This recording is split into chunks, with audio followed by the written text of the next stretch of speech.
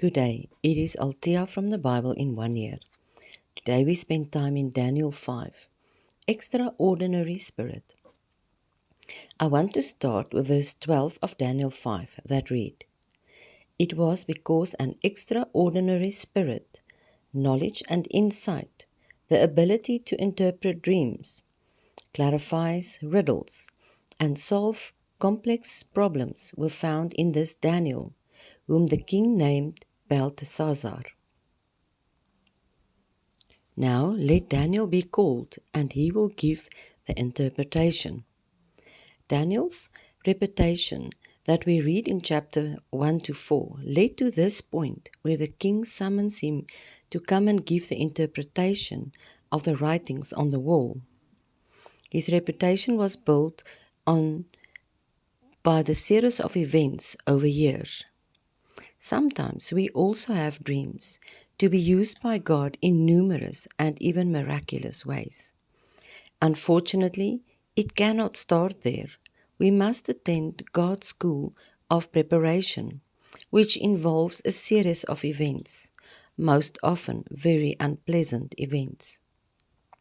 Maybe you find yourself in a circumstance that does not match the prophecies over your life.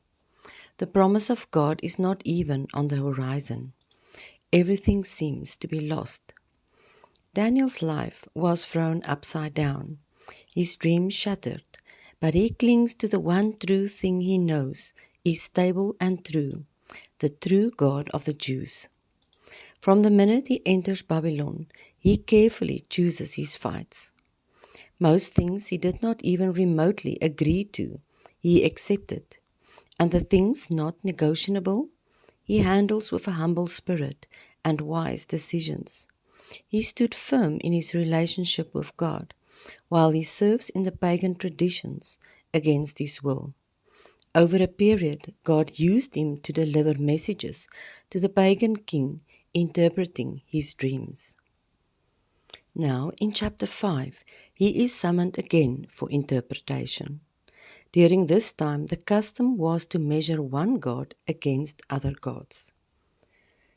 If I won the battle, it is because my God is better and stronger than your God. Belshazzar, the current king of Babylon, was having a great feast for 1,000 of his nobles, while his city was besieged on the outside. He did not care about the siege, because Nebuchadnezzar had built a broad, deep ditch filled with water, with a big wall within, as the fence around the city. The river ran through the city. Therefore, the siege did not cut them off and didn't have a great effect on the city. Belshazzar was confident in his idol god's protection.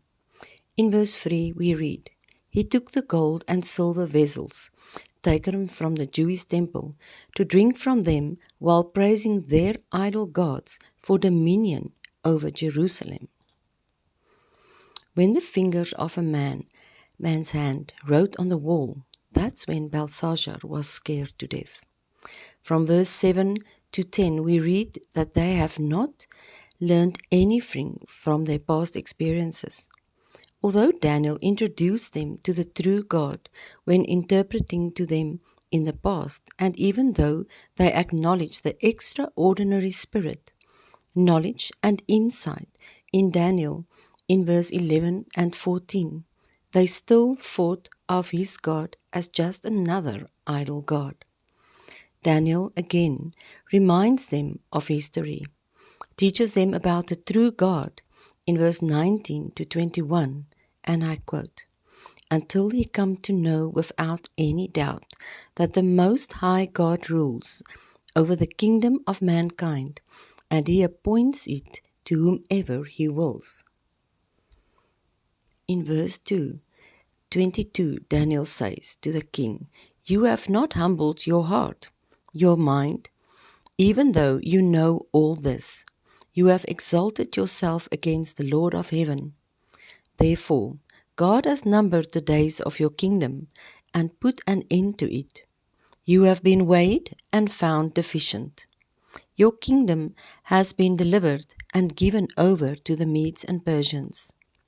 That very night the city was invaded and the king was killed. Darius diverted the river water. When the water became shallow, that is when he surprised the inhabitants by entering the city underneath the wall and overrun it without a fight. This was prophesied by Jeremiah in chapter 51 verse 11.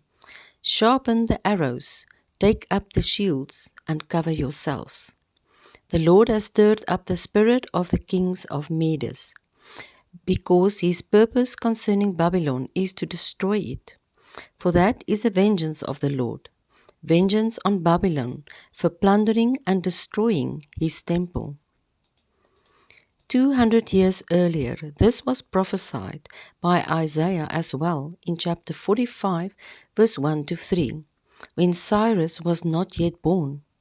We read in Revelation 17, verse 5, and on her forehead a name was written, a mystery, Babylon the Great, the mother of prostitutes, false religions, heresies, and of the abomination of the earth. Often we read that God has a plan for the lives of individuals. We have a choice to submit to God's plan, even though it entails to be part of things that does not suit our beliefs and plans for our lives. If we could make wise choices through the knowledge of the Holy Spirit, to let go of the things that is not important, to focus, to stay true to building an intimate relationship with God through daily devotion and prayer, to humble ourselves to His will for our lives, to live a life of obedience. We will through the suffering develop that extraordinary spirit that we need to become great servants of the true God. Jesus had this extraordinary spirit too. He learned active special obedience through what he suffered, as we read in Hebrews 5 verse 8. May you be encouraged by the work through the difficult seasons of your life, to cling to the one and only true God, to let the Holy Spirit guide you as to what you should let go and what not to compromise on, to choose your battles carefully, to practice through suffering to hear, to understand, and to execute in obedience. May you be blessed. Goodbye.